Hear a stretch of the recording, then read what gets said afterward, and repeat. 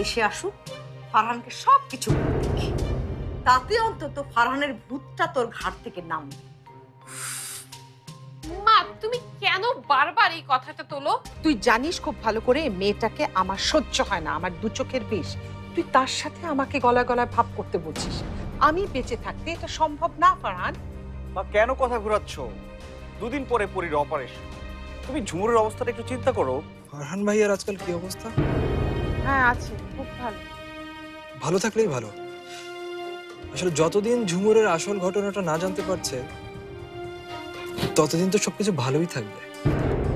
আর আপনি নিশ্চয়ই চাইবেন না যে ফারহান ভাই সত্যি ঘটনাটা জানুক, তাই না আন্টি?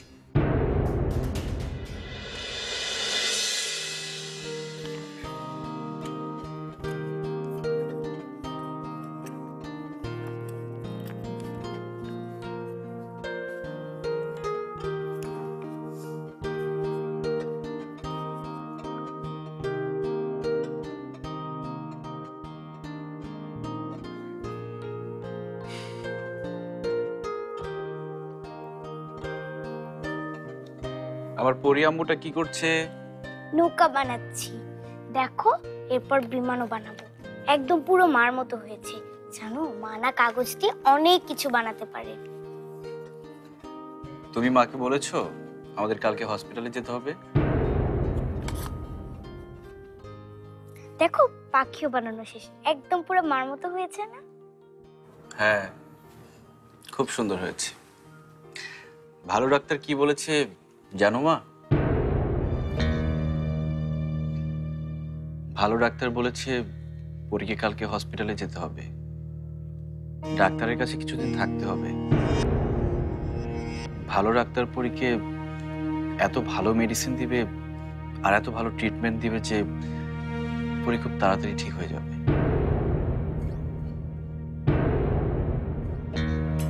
ভালো ডাক্তার আরো বলল হসপিটাল থেকে আসার পরে পরী স্কুলেও যেতে পারবে, সবার সাথে যেভাবে খুশি খেলতেও পারবে। ডাক্তার আরো বলল যে পরীকে সাগরে নিয়ে যেতে হবে, পাহাড় জঙ্গল সেখানে নিয়ে যেতে হবে, হাতি দেখবে, ঘোড়া দেখবে। কিন্তু সেখানে যেতে হলে তো পরীকে আগে চিকিৎসা করাতে হবে। আমিও বলে দিয়েছি আমাদের পরী কোনো জায়গায় একা যেতে পারবে না, তাই না? যেখানেই যাক পরীর সাথে পরীর সবগুলো টয় যেতে হবে, তারপর তার সবগুলো কার্টুনের ডিভিডি যেতে হবে। আর পাওয়ার পাফ ছাড়া তো আমাদের পরী কিছুই বোঝে না, সেটা তো অবশ্যই লাগবে। আমি স্পষ্ট করে বলে দিয়েছি পরী যা যা চাইবে সব দিতে হবে। ঠিক বলেছি না আম্মু? কি শোনো আম্মু, শুনবে না আমাদের কথা? হ্যাঁ, পরীর কথা তো ওদের শুনতেই হবে, কিন্তু মা তোমাকেও তো ওদের কথা শুনতে হবে। লক্ষ্মী বাচ্চা হয়ে থাকতে হবে।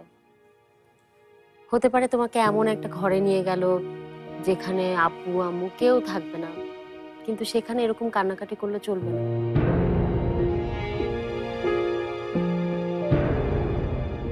কোনোদিনও না। আমার মেয়েটা এত সহজে কাঁদে নাকি? দেখি তো, আয় তোমা আমার কাছে। আরে আমরা যখন হসপিটালে যাব তখন কিন্তু আমরা একটুও ভয় পাবো না, ঠিক আছে? হসপিটাল থেকে যখন আব্বু আম্মু চলে আসবে তখন পরীও কোনো ভয় পাবে না, তাই না? ঠিক আছে। ডাক্তারের সব কথা পরী শুনবে তো? শুনবে। আমার লক্ষ্মী পরী। আমরা কবে ফিরবো বাবা?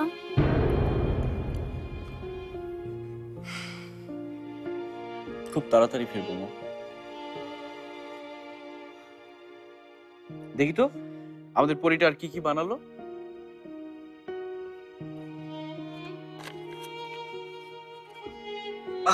কতগুলা নৌকা, এগুলো আমরা কোথায় ভাসাবো? বাচ্চা পেয়ে চলো এক্ষুনি ভাসাই। চল চল। আসো।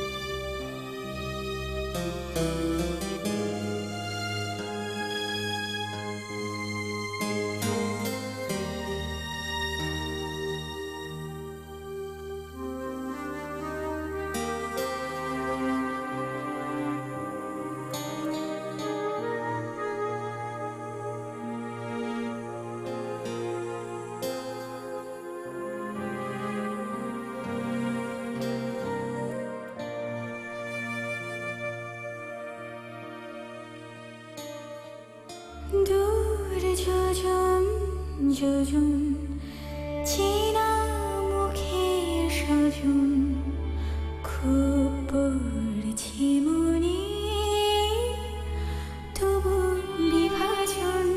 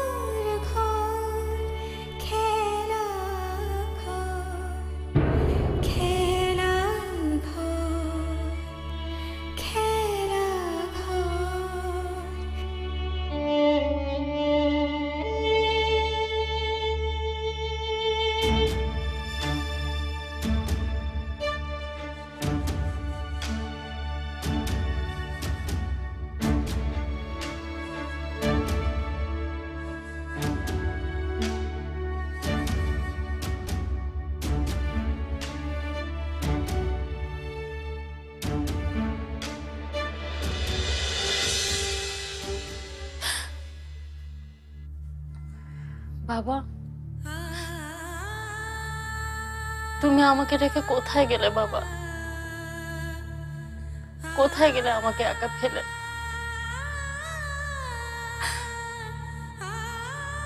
তুমি দেখতে পাচ্ছ না আমার পরিটা কত কষ্ট পাচ্ছে?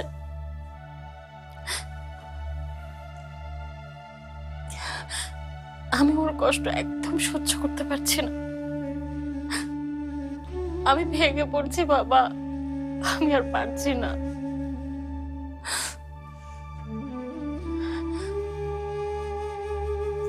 বাবা, তুমি দোয়া করো আমার পরির শরীরে যেন এক ফোঁটা অসুখ না থাকে। ওর যদি কিছু হয় তাহলে আমি বাঁচবো না, বাঁচবো না বাবা। পরের কিচ্ছু হবে না।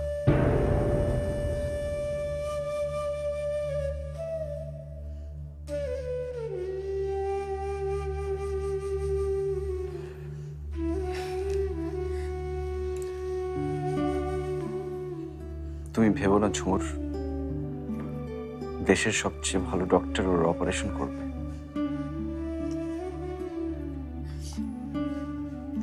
আমার খুব ভয় করছে, খুব। এতটুকু শরীর ওরা কাটাছেড়া করবে, যদি ওর কিছু হয় আমি কিছুতেই সাহস পাচ্ছি না। সাহস তো তোমাকে পেতেই হবে। তুমি যদি ভয় পাও তাহলে পরের কি হবে? পরে সুস্থ হবে তো? 100 বার সুস্থ হবে। ওকে সুস্থ হতেই হবে।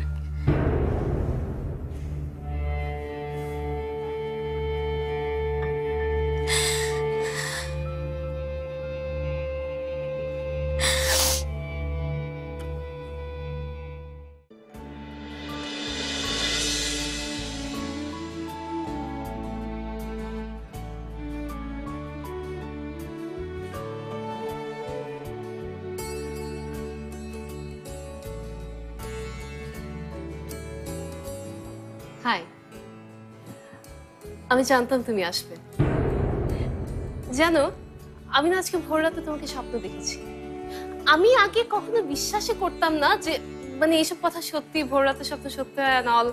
আমি ভাবতাম মানুষ বানিয়ে বানিয়ে কথা বলে, কিন্তু আজকে সত্যি বিশ্বাস করলাম।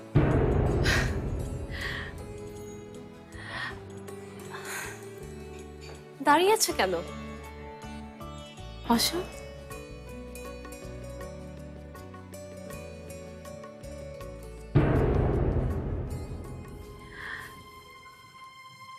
চা খাবে? ফারহান, হুম, কি হয়েছে? হয়েছে ফারহান? কোনো প্রবলেম? খুব টেনশনে আছি নাবিলা। আমার মেয়ে পরি খুব অসুস্থ। ওর ওপেন হার্ট সার্জারি করা লাগবে, হসপিটালে ভর্তি করাতে হবে। আমি জানি ঝুমুরের সাথে দেখা হওয়ার পর থেকে তোমার মনটাও খুব খারাপ, তুমিও খুব আপসেট। তারপরেও তোমাকে কিছু কথা বলি, যদিও কথাগুলো পুরনো, তারপর আরেকবার বলি। নাবিলা, আমরা দুজন একসাথে বড় হয়েছি ঠিক আছে, কিন্তু তুমি কখন আমাকে অন্য চোখে দেখতে শুরু করেছো, কখন ভালোবাসতে শুরু করেছো আমি নিজেও জানি না। কিন্তু আমার কাছে তুমি আমার একজন বন্ধু, খুব ভালো বন্ধু। সারা জীবনে তোমার মতো এমন ভালো বন্ধু আমি পাবো কিনা আমি জানি না, কিন্তু ভালোবাসা। ভালো তো তুমি ঝুমুরকেই বাসো ফারহান। কারোর প্রতি আমার এখন ভালোবাসা নেই, শুধু আমার মেয়ে ছাড়া। এখন শুধু পরি আমার জীবন, আমার ভালোবাসা।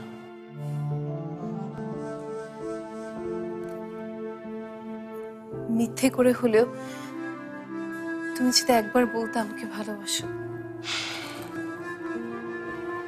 নাবিলা, ভালোবাসা কখনো মিথ্যের উপর দাঁড়িয়ে থাকতে পারে না, কখনো সমঝোতার উপর দাঁড়িয়ে থাকতে পারে না। নাবিলা, তোমার কাছে আমার একটা রিকোয়েস্ট আছে। কি রিকোয়েস্ট?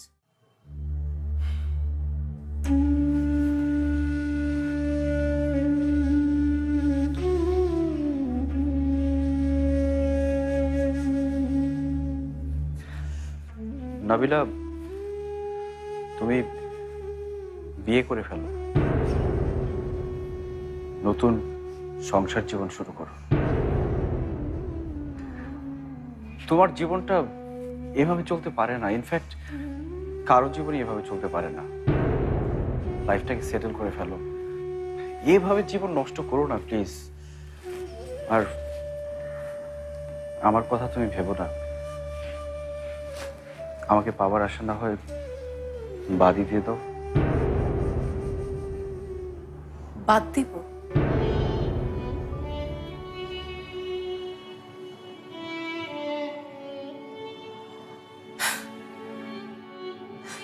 বাদ দিয়ে দেব? এত সহজে কি বাদ দেওয়া যায় ফারহান? যাকে আমি এত দিনে ভুলতে পারিনি, তাকে এত সহজে ভুলে যাব? এটা কি সম্ভব? দেখো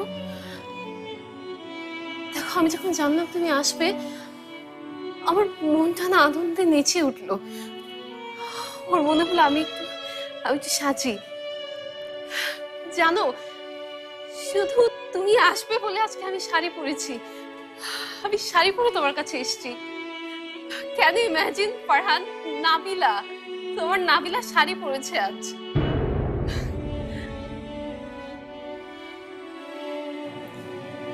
কারণটা কি জানো?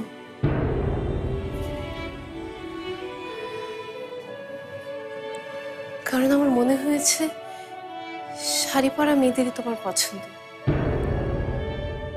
তাই তো তোমার পছন্দের জন্য আমি নিজেকে বদলে ফেলেছি।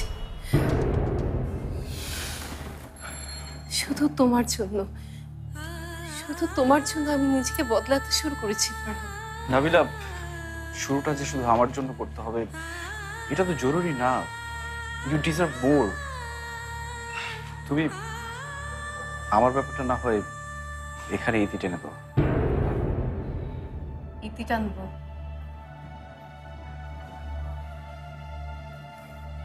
ইতি তো তুমিও টেনেছিলে ফারহান, টানুনি?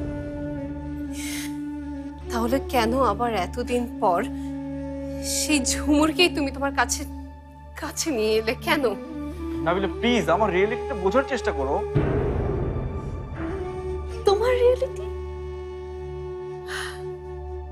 ফারহান, তোমার রিয়েলিটি,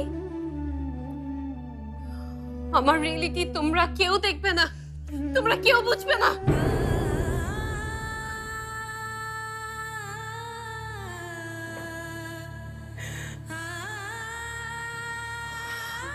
আমি আমি ভাবলাম আমার কষ্টের কথা জেনে তুমি হয়তো আমাকে দেখতে এসছো, কিন্তু না, তুমি তো এসেছো আমাকে আরো দূরে ঠেলে দিতে। Nabila please try to understand, আমি তোমাকে দূরে ঠেলে দিতে আসিনি। তুমি আমার খুব ভালো একজন বন্ধু। আমি চাই তুমি সারা জীবন সুখে থাকো।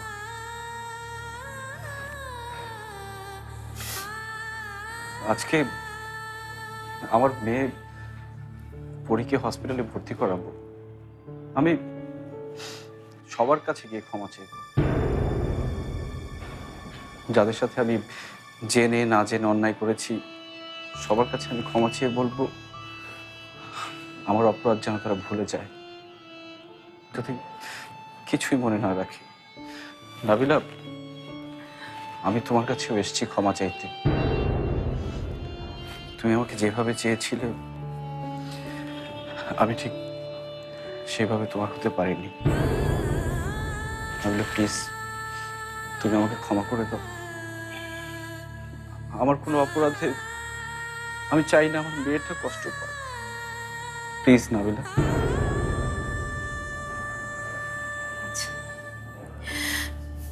তাহলে তুমি তোমার মেয়ের জন্য এখানে এসেছো? আমার মেয়ে ছাড়া আর কে আছে বলো?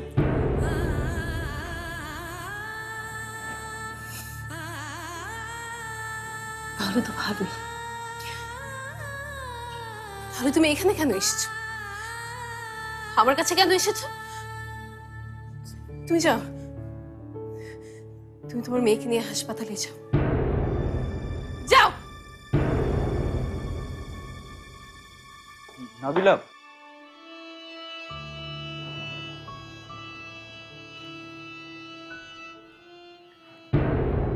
শাকিলকে তোমার বিয়ে করতে হবে।